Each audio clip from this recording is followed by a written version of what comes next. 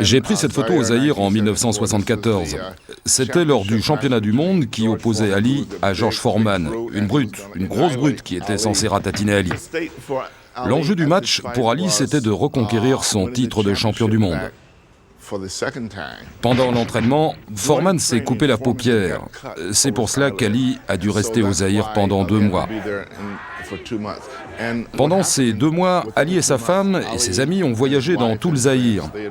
Et il avait de plus en plus de fans, de plus en plus de gens qui se sont mis à l'adorer et à haïr dans le même temps Foreman.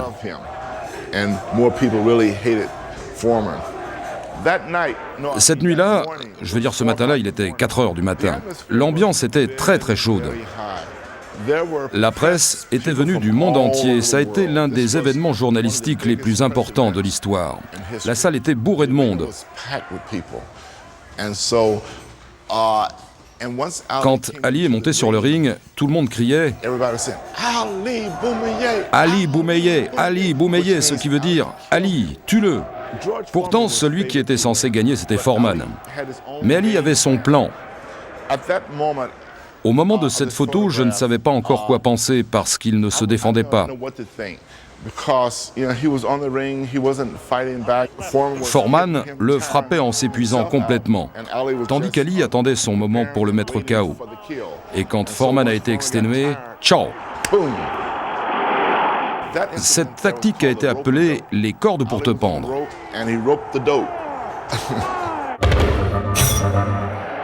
Il fut 14 fois champion du monde de boxe et l'une des plus grandes idoles du siècle.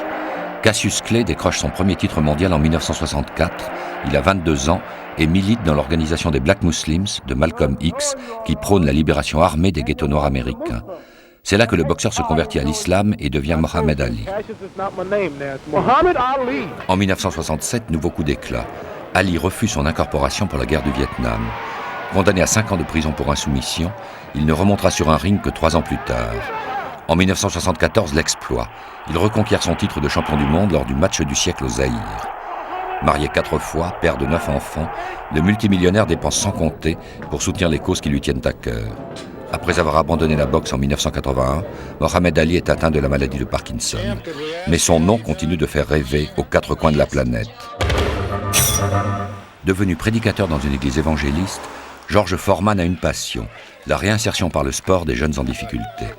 Boxeur infatigable, il a reconquis en 1994 le titre de champion du monde que Mohamed Ali lui avait pris. Quand je revois cette photo, je me dis que ce fut l'un des grands moments de ma vie.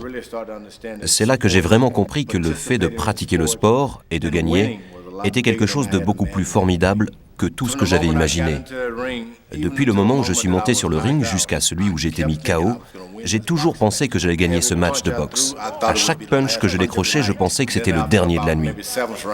Vers le 7e round, alors que vraiment je l'avais bourré de coups de poing et frappé comme une brute, round après round, il m'a dit « C'est tout ce que tu as ?» Quand je revois cette photo, c'est à cela que je pense. C'est tout ce que tu as ? Et c'est tout ce que j'avais. Pour moi, le message de cette photo est le suivant. Même quand tout va mal, ce qui compte, c'est d'essayer vraiment. De ne pas renoncer, c'est le seul moyen d'obtenir ce que l'on veut. C'est cela qui symbolise cette photo. Howard Bingham a rencontré Ali en 1962 alors qu'il matait les filles dans une rue de Los Angeles. Depuis, ils ne se sont plus quittés. Le photographe a suivi la star aux 4 coins du monde en engrangeant des dizaines de milliers de photos. Pour tout le monde, je suis le photographe personnel de Mohamed Ali.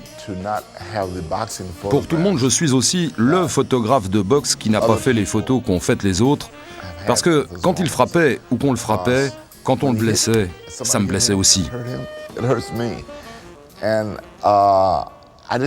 Je ne pouvais pas être là simplement et déclencher et faire clic-clac.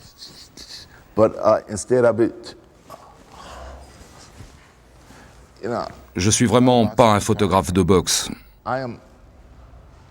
Je suis avant tout le copain d'Ali.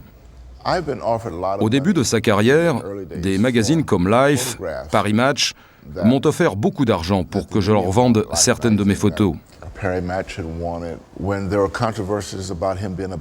C'était au moment de la polémique concernant le fait qu'il était membre des Black Muslims, qu'il fricotait avec Malcolm X et qu'il faisait partie de ce qu'on appelait le groupe de la haine.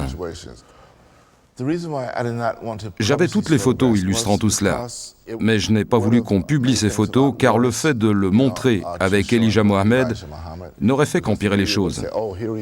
La presse aurait dit « il est un black muslim, il est avec Malcolm X, donc il est black muslim ». Et ça, je ne le voulais pas. Même si ça avait pu m'aider car j'aurais gagné beaucoup d'argent. Mais l'argent, ce n'est rien. L'amitié, c'est beaucoup mieux. L'amitié dure longtemps.